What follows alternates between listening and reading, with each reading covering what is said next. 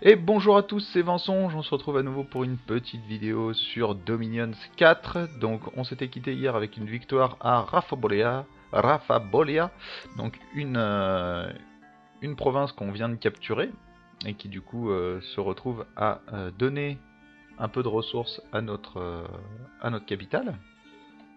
Donc en parlant de ressources, on va gérer les recrutements tout de suite. Alors ce qu'on peut faire, parce que les side warriors, ça pourrait être pas mal d'en avoir un peu. Ils coûtent 25, par contre ils coûtent énormément d'or, et de l'or on n'en a pas beaucoup, vous voyez, 300. Euh, on va prendre une dizaine de Fireball Warriors, on va prendre une vingtaine d'eux, et voilà, on est déjà foutu, c'est-à-dire qu'on pourra même pas recruter de général cette fois, mais pour l'instant j'ai surtout besoin d'hommes et pas de généraux. Même si, bien évidemment, ça pourrait être très intéressant d'avoir de la recherche en plus.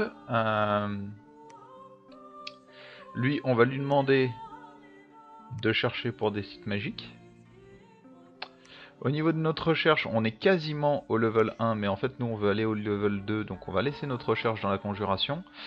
Va falloir songer à ce qu'on va faire après. Donc je connais pas tous les sorts, et notamment en mort, j'ai pas joué mort sur ma partie d'avant, et j'ai assez peu joué mort globalement. J'ai souvent joué feu, avec beaucoup de feu ou beaucoup d'eau par exemple. Donc je connais un peu mieux.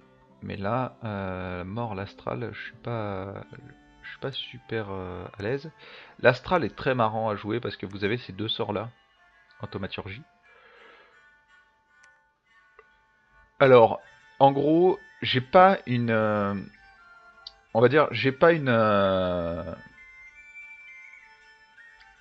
idée globale du truc. C'est-à-dire que je sais à peu près comment ça fonctionne, mais je suis pas hyper à l'aise avec. En gros, le Communion Master et Communion Slave, ça permet à certes à des mages de pousser en fait leur stat sur un autre mage. Et, euh, en gros, c'est vous mettez des mages en communions en fait, c'est simple. Et du coup, le master va puiser la puissance des mages euh, slave. Et en fait, euh, ce qui est sympa, c'est que vous mettez vos mages en communions, par exemple. Le master va caster un sort qui normalement n'affecte que lui, et en fait, il va caster donc euh, les sorts ça, vont affecter tous les gens, en fait, tous les slaves avec. Le truc assez ouf dans l'histoire, c'est que si vous récupérez donc deux communion slaves, vous gagnez plus un dans tous vos passes magiques. Si vous en avez 4, vous récupérez 2. Si vous en avez 8, vous récupérez 3. Donc en fait, vous pouvez avoir comme ça pas mal de mages et buffer au passage pas mal de mages. Parce que du coup, le Communion Slave, ça dure quand même un bon petit moment, il me semble. Et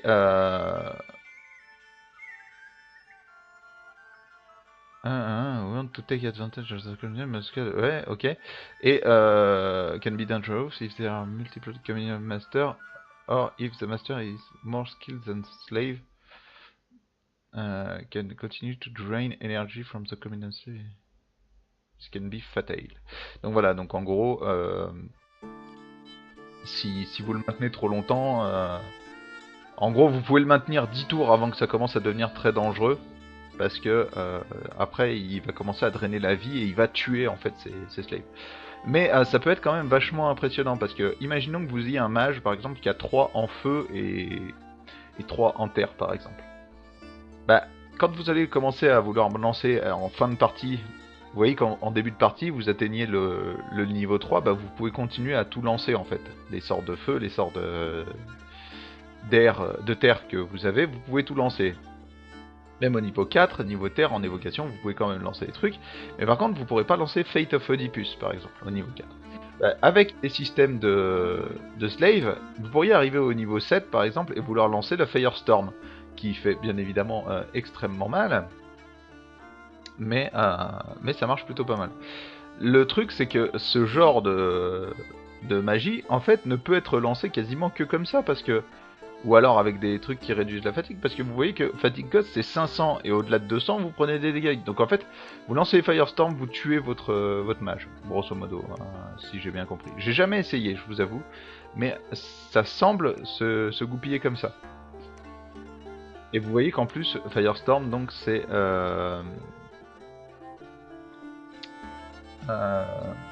Firestorm, ça coûte des gemmes, donc en fait il faut mettre des gemmes de feu équipées sur votre magicien.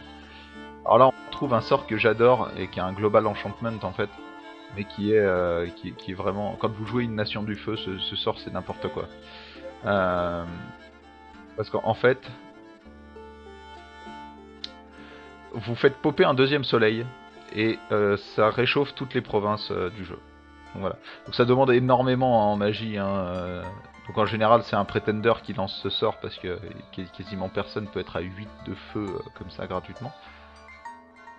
Parce que vous voyez que la Volcanic Eruption par exemple, bah c'est pareil. Hein, voilà. Et vous voyez, c'est un rituel. Vous pouvez le lancer à 6 provinces de distance. Vous pouvez l'avoir un effet et en gros vous faites claquer une éruption volcanique sur la province d'un adversaire. À la fin, mais ça peut être tellement fumé les magies que vous balancez, ça peut être très très sympa. Et vous voyez que vous avez pas mal là on le voit là, donc ça c'est un rituel Global Enchantment aussi. Alors je connais pas le truc, mais un Celestial Rainbow. The Murloc in Province, the greatest chance of hostile spell failing. Donc voilà, donc en gros, si vous avez un Dominions avec pas mal de luck, vous allez pouvoir contrer les sorts adverses juste avec ce truc là en fait. Malheureusement, ça affecte aussi les autres trucs. Mais c'est pas mal si vous vous retrouvez par exemple avec des adversaires. Vous avez 2-3 adversaires, ils ont pas de luck sur leur province, mais vous en avez. Et du coup, vous contrez leurs sorts, leurs rituels comme ça quoi. Donc là on a géré nos trucs, ici on a demandé, ici, bah toi en fait on va te mettre une armée. Donc on va te mettre une armée et l'armée, alors on va te laisser en carré histoire que tu aies un peu plus de morale. On va mettre le Fireball champion là à l'arrière des troupes. On va vous mettre no one particularly. Toi faire une keep distance to the closest. Et toi, bah, tu vas faire hold attack sur personne en particulier. Tu vas tout simplement attendre tes troupes avant de foncer. Et on va te mettre en patrouille.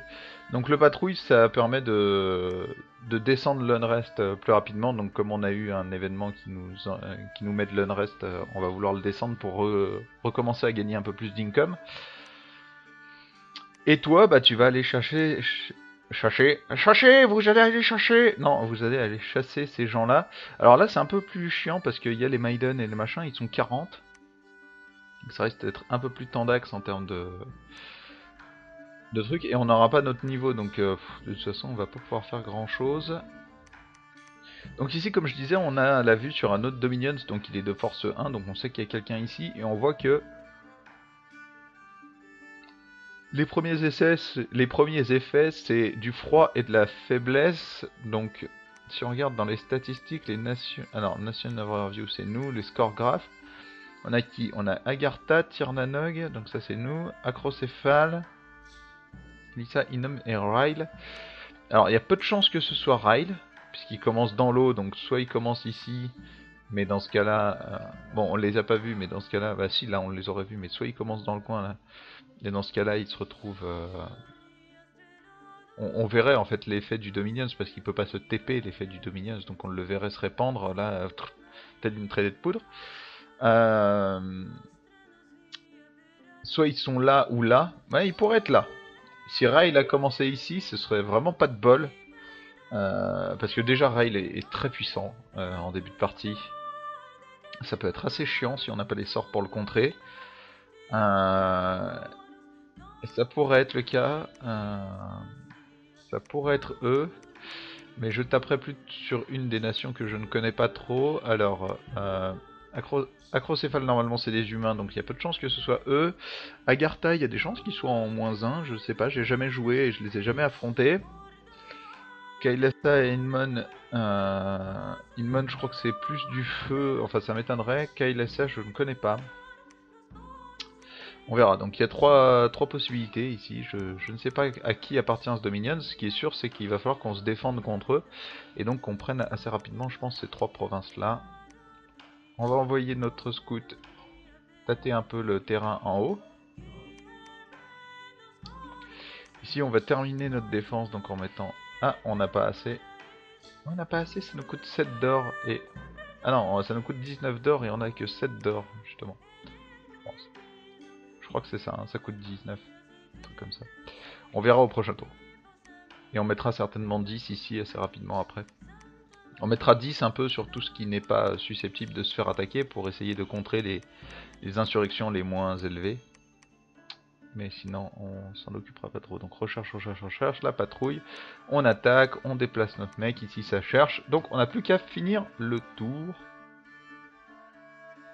Donc là on a pas mal de petits trucs.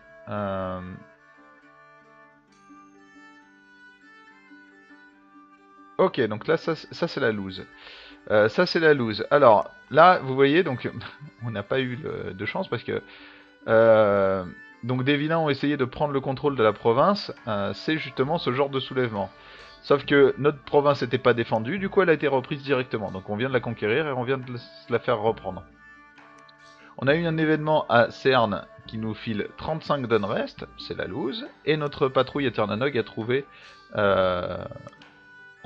des brigands, donc on se retrouve à 0 d'unrest. Ça c'est cool. Du coup on est repassé à 622 d'income. Aidé par un peu l'income d'ici, mais ici on voit qu'il y avait eu un effet, donc on va devoir patrouiller ici pendant un petit moment. Je pense. Recommençons à lire les messages. Alors attends, parce que toi t'étais en train de rechercher normalement des sites. Je t'ai pas mis en charge de site? Ah merde! Je t'ai bougé et j'ai pas mis en charge de site, ça c'est moche. Du coup je l'ai remis en charge de site.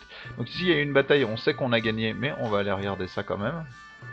Donc on a eu une bataille ici à Cerne, et vous voyez que directement après, bim, Raider from Sea Coast Assessment. Donc on s'est fait niquer, et on a fini notre recherche en conjuration, donc on pourra aller voir, mais ici 31, ça m'intéresse toujours de le faire. Et donc ici, la bataille, regardons un peu la bataille, à mon avis elle a dû être un peu plus sanglante pour nous que celle d'avant. Donc on a les Maiden, donc si on regarde... What? Pourquoi tu recules toi? Donc voilà, donc là il y a la Jade Sorceress, je crois qu'il y en a 2. Alors attends, regardons parce qu'ici il y en a une autre. Ouais, Jade Priest. La Jade Priest, c'est une Priest 1 avec un peu de magie de nature. Ici c'est beaucoup de magie de nature et beaucoup surtout de magie d'eau. Elle est équipée, vous voyez, elle a des gemmes, elle a un cristal shield et elle a un Hunter Knife. Donc à chaque fois ça lui donne des petits bonus. Hein. Là donc elle, il aurait fallu l'attaquer avec de la magie du feu. Ça c'est quand même bien sympa. Hein. 3-2 avec 15. Bien sympa. Sinon il y a des Amazones avec elle. Et ici il y a les fameuses Jade Maiden, donc des unités sacrées qui peuvent nous faire assez mal. Hein. Vous voyez, beaucoup de défense, une bonne attaque, très peu de force, mais sinon des statistiques plus ou moins réglo de l'autre côté. Hop, donc là on a les lanciers, donc Firebug. Donc ça c'est l'avantage avec le truc qui attaque comme ça assez loin. C'est qu'ici on a pu gérer comme ça. Donc nos lanciers telle la distance. Et ils ont foutu... Ah, je m'attendais pas à ce que ça se barre aussi vite. Mais ouais, nos... ont plus ou moins... Vous voyez que là, on tank plus ou moins bien leurs attaques. Et c'est un peu violemment sur l'arrière-garde.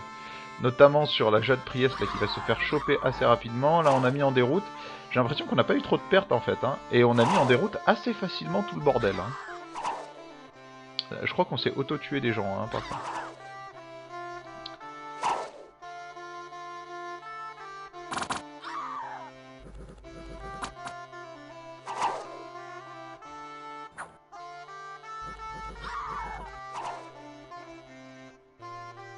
Ouais. Alors, regardons un peu le résultat. Ah, on s'est tué personne en fait. Donc ça, c'est cool. On a perdu personne et on a fait un perfect, du coup. Euh, alors là, il y a deux choix, quoi. Soit on retourne ici. Mais putain, du coup, ils sont nombreux ici. Waouh. Waouh, waouh, waouh, waouh, waouh. Ouais. Alors, ici, on va mettre donc en défense.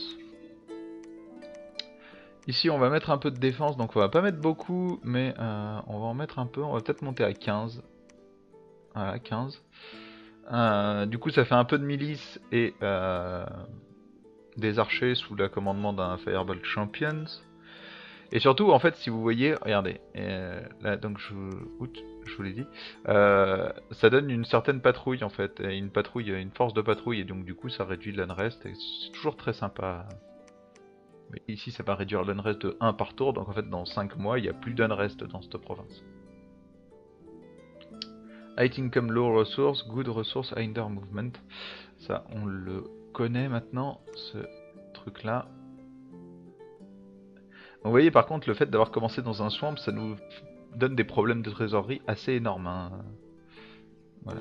Alors, ce qu'on va faire, c'est qu'on va faire converger les armées, je pense, de l'autre côté. Donc, ce qu'on va faire, c'est qu'on va mettre... Voilà. Voilà. On va changer ici, on va lui mettre une double line un peu sur le côté, parce qu'en fait, on va se retrouver avec l'autre formation avec. Ici, on va lui mettre un double line ici. Histoire qu'il soit bien. Fire closest, hold and attack. Vous voyez, moins 1 de morale. Ça, c'est parce qu'en fait, on est sur une formation qui donne moins 1 de morale, mais lui ne donne rien en plus, en fait, en bonus. Donc voilà. Du coup, ils ont moins de morale. Ce qu'on va faire, c'est qu'on va faire bouger eux ici, et en même temps, on va faire bouger eux ici. Ici, on va prendre un peu de défense. On va essayer de monter peut-être à 20. Non, on peut pas, putain, on n'a pas d'argent. Bon, c'est pas grave, on fera pas de recrutement ce tour-ci. On va essayer de stabiliser un peu nos provinces ici. Recruter comme ça à la chaîne beaucoup, ça demande quand même une bonne trésorerie. Et ça peut être assez problématique.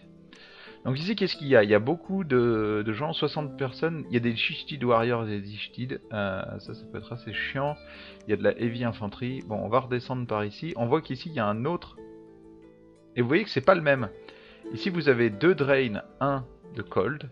Et ici, vous avez 1 de Slot et 1 de Hit. Donc on a un autre Dominions qui est en train de se répandre par en haut. Donc il va vraiment falloir qu'on stabilise un peu ici, histoire qu'on ait on va dire une machine économique qui nous permette de monter un peu en puissance. Ici ça va être important aussi. Alors ici c'est un peu chiant parce que bon c'est des montagnes, mais ici voilà, ici ça va être du Wasteland, ici ça va certainement être du Wasteland aussi, donc bon après ici il y a des montagnes, ici il y a des plaines, ici il y a rien, et lui-même c'est des montagnes, donc on fera peut-être une forteresse ici au lieu de la faire ici.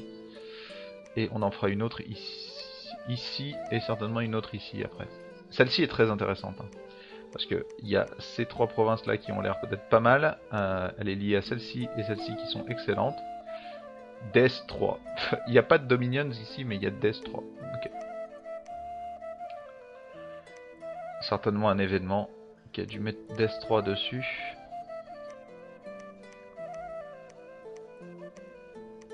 Ah donc on récupère un peu de population aussi au passage. Donc ça c'est tout simplement, ce sera notre growth, hein. Vous allez voir que plus on va évoluer, plus ça va aller vite en termes de population grâce au growth. Par contre le moins 3 de chance c'est vraiment dégueulasse quoi. C'est vraiment dégueulasse.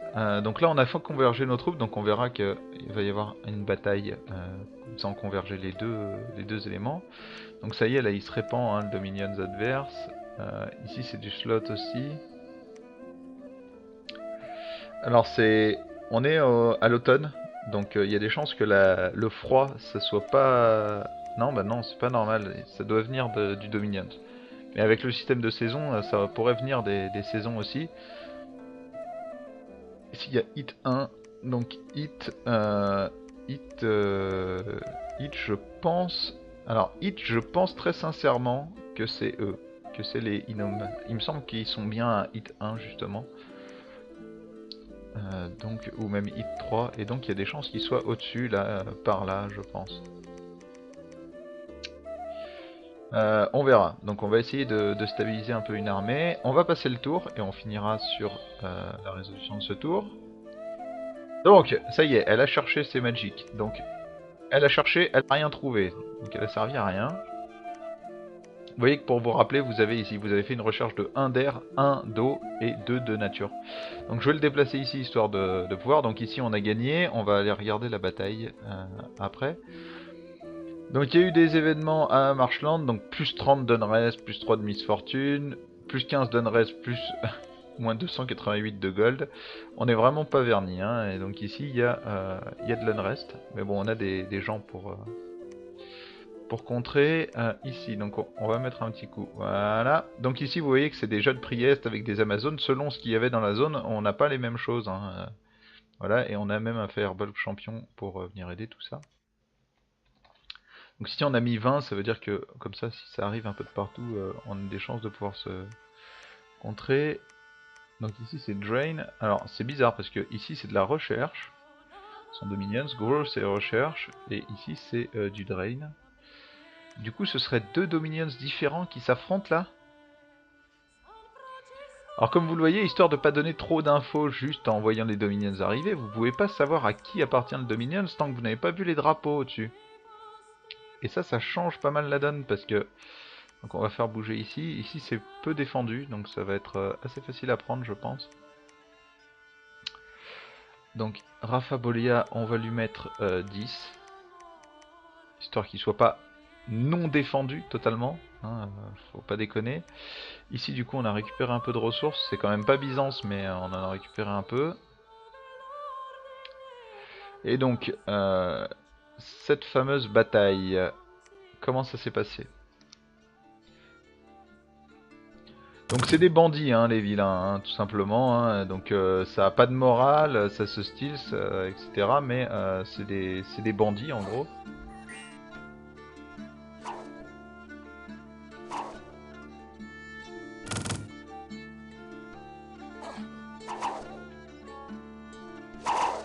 Par contre c'est des archers aussi, les bandits. Donc nos slingers qui s'avancent c'est normal, hein, ils essayent d'attaquer les plus proches, mais les plus proches c'est des archers donc ils sont plus loin que... Ils ont plus de portée, hein, si on regarde le shortbow a 30 de portée. Bon voilà, ouais, ok. En fait c'est un peu n'importe quoi.